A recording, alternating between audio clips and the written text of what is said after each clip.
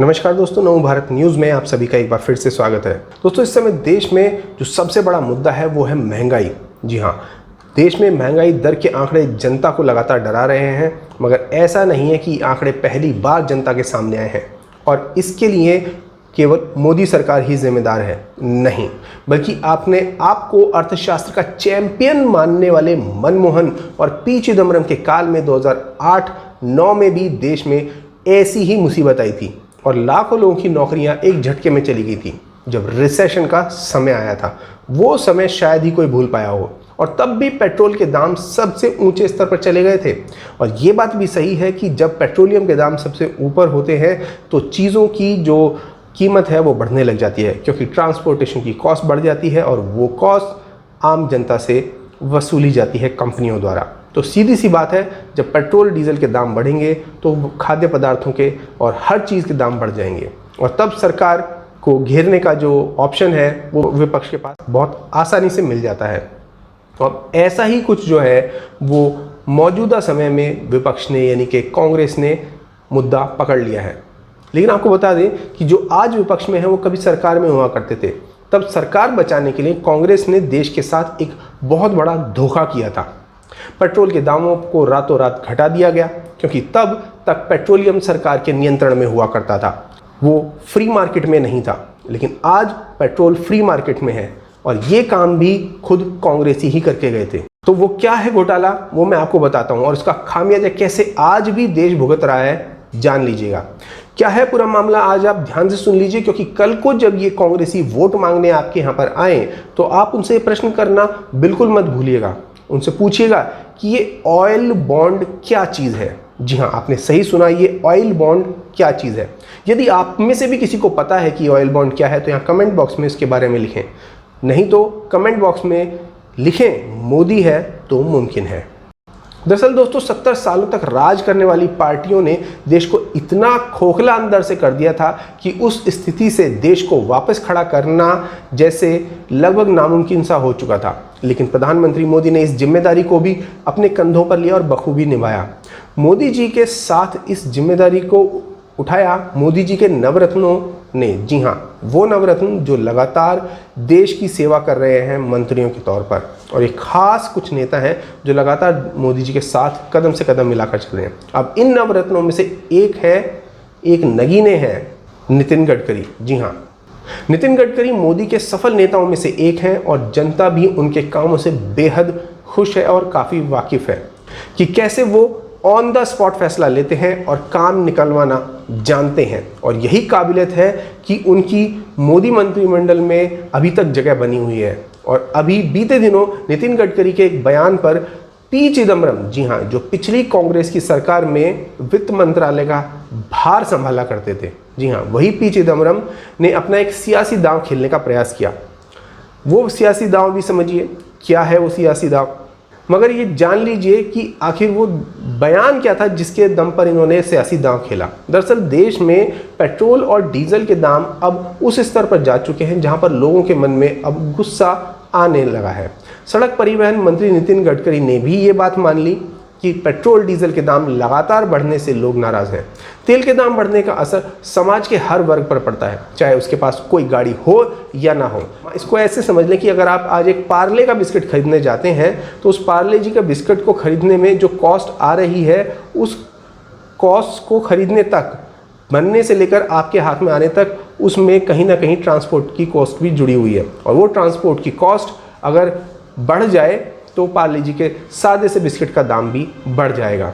अब नितिन गडकरी हमेशा से ही ग्रीन फ्यूल जैसे LNG, CNG और एथनॉल की वकालत करते हैं। उन्होंने एक बार फिर जोर देकर कहा कि इस समय अगर पेट्रोल डीजल के दामों पर काबू पाना है तो हमें ऑल्टरनेटिव फ्यूल्स और ऑल्टरनेटिव ट्रांसपोर्ट मीडियम्स पर स्विच करना पड़ेगा। ऑल्टरनेटिव ईंधन के इस्तेमाल से ही लोगों को पेट्रोल डीजल की बढ़ती कीमतों से थोड़ी राहत दिलाई जा सकती है। अभी लोग पेट्रोल और डीजल के बेतहाशा दाम बढ़ने से काफ़ी नाराज़ हैं। गडकरी ने कहा कि देश में पेट्रोल, डीजल और पेट्रोलियम प्रोडक्ट्स के इंपोर्ट पर लगभग 8 लाख करोड़ रुपए का खर्च किया जाता है, जो एक बहुत बड़ी चुनौती है। और उनके इसी बयान की तारीफ करते हुए पी चिदम्बरम ने अपनी राजनीतिक रोटियां सेकनी शुरू कर दी। दरअसल चिदम्बरम ने केंद्रीय सड़क परिवहन और राजमार्ग मंत्री नितिन गडकरी की तारीफ कर डाली। पी चिदम्बरम ने कहा कि मोदी सरकार में केवल केंद्रीय मंत्री गडकरी के पास ही आवाज उठाने की हिम्मत है। इतना ही नहीं, चिदम्बरम ने आगे नितिन गडकरी की तारीफ करते हुए कहा कि गडकरी में साहस है, इसलिए उन्हें कैबिनेट में भी अपनी आवाज बुलंद करनी चाहिए।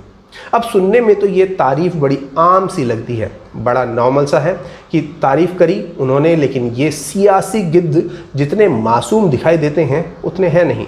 दरअसल इस प्रकार का बयान देकर पी चिदम्बरम सीधा सीधा अंग्रेजों की डिवाइड एंड रूल वाली नीति को अपना रहे हैं। हालांकि इस बात में कोई शक नहीं है कि नितिन गडकरी एक सफल मंत्री हैं, लेकिन जिस प्रकार से चिदम्बरम ने कहा है कि गडकरी को मंत्रिमंडल में अपनी आवाज़ बुलंद करनी चाहिए, जिसका सीधा मतलब है कि वो मोदी के मंत्रिमंडल के अंदर एक भेद पैदा करना चाहते हैं ताकि दूसरे मंत्रियों में इनसिक्योरिटी हो और विकास में बाधा डाली जा सके। लेकिन शायद चिदम्बरम को ये पता नहीं है कि मोदी के मंत्रिमंडल में सिर्फ विकास को तवज्जो दी जाती है और जो विकास करता है उसकी तारीफ तो खुद मोदी ही करते हैं और उसका इनाम भी उस मंत्री को मिलता है। और ऐसे में विपक्ष की तारीफों का कोई मोल नहीं रह जाता। दोस्तों, इस देश की सियासत बहुत ज़ोरदार है। यहाँ राजनीति के अंदर बैठे जो सियासी गिद्ध हैं, यह तो अपने बाप के भी हाल खबर तब तक न लें जब तक कि उससे किसी राजनीतिक दल को नीचा या फिर अपने ही किसी दल को कोई सियासी फ़ायदा न दिखे। तो आप समझ सकते हैं कि ये विपक्ष की तारीफ बिना किसी फ़ायदे के कैसे कर देंगे।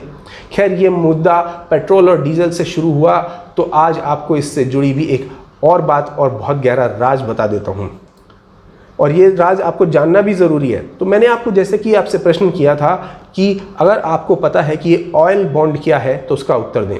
तो अगर आपको नहीं पता तो आपका उत्तर मैं यहाँ पर बता देता हूँ। दरअसल ये जो पेट्रोल की मार है, ये पेट्रोल की मार भी जो है ये इन कांग्रेसियों की ही देन है।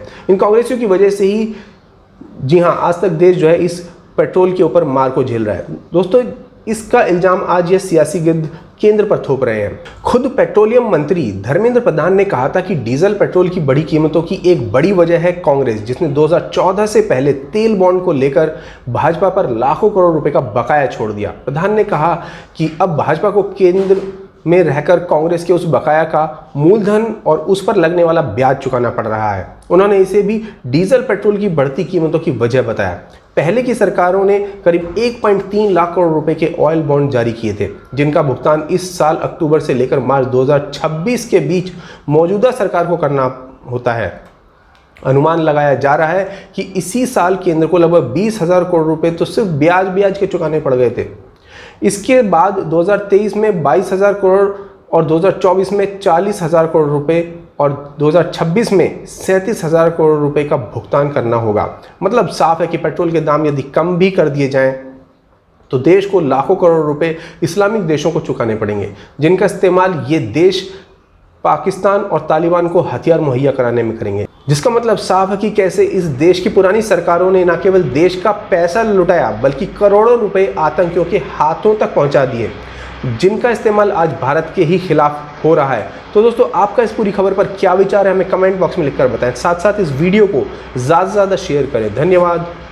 जय हिंद। वीडियो को लाइक, सब्सक्राइब और शेयर करना ना भूलें। अपने विचारों को कमेंट बॉक्स में लिखकर हम तक जरूर पहुंचाइए।